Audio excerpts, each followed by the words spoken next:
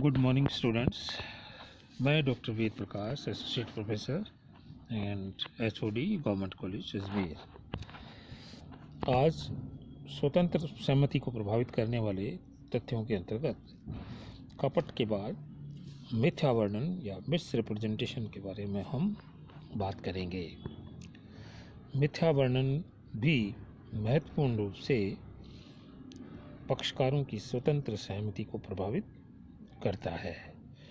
तो आज की वीडियो में हम देखेंगे मिथ्या वर्णन क्या है और किस तरह से पक्षकार की स्वतंत्र सहमति को प्रभावित करता है। भारतीय अनुबंध अधिनियम की धारा 18 में मिस रिप्रेजेंटेशन का वर्णन किया गया है और इसकी परिभाषा इत्यादि दी गई है। धारा 18 के अनुसार मिथ्या वर्णन में निम्न बातें शामिल होती हैं।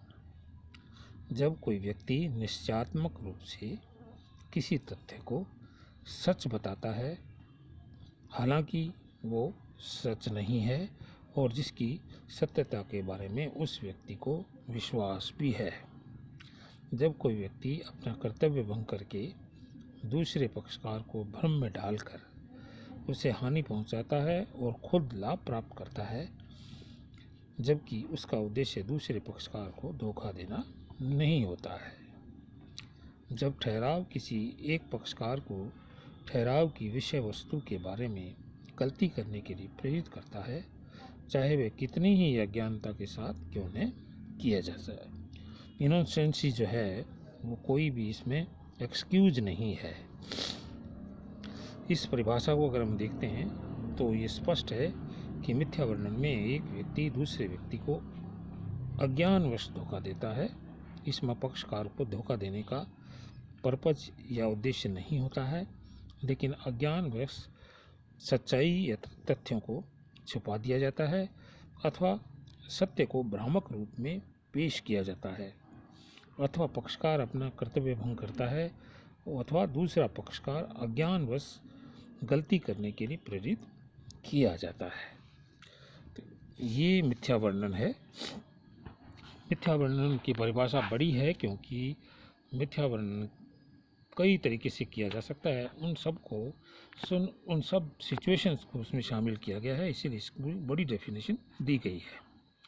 मिथ्या वर्णन के आधार क्या है? तथ्यों का निश्चयात्मक कथन, पॉजिटिव एजर्टेशन ऑफ मटेरियल फैक्ट्स।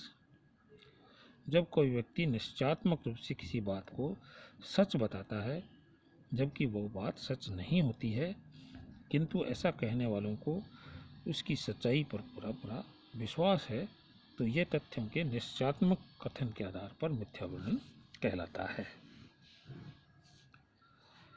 लेकिन इसमें एक खास बात और भी है कि यदि अनुबंध के दूसरे पक्षकार के पास थोड़े से प्रयास से सत्य का पता लगाने के लिए ऐसी जरूरी साधन उपलब्ध हों जिनका कि कोई भी बुद्धिमान व्यक्ति समान परिस्थितियों में प्रयोग करता हो, तो ऐसे पक्षकार को मिथ्या वर्णन के आधार पर अनुबंध को निरस्त करने का अधिकार नहीं होता है और उसे सामान्य बुद्धि से ये पता लगाना चाहिए कि सामने वाला व्यक्ति मिसरिप्रेजेंटेशन कर रहा है।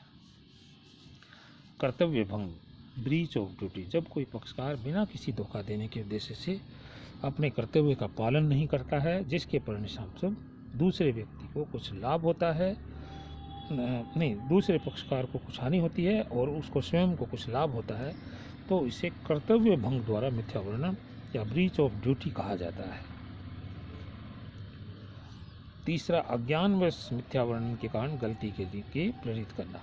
जब कोई व्यक्ति अज्ञानवश मिथ्या वर्णन करता है और दूसरे पक्षकार को किसी तथ्य संबंधी गलती करने के लिए प्रेरित करता है, तो यह भी मिथ्या वर्णन कहलाता है। मिथ्या वर्णन के प्रभाव क्या होते हैं?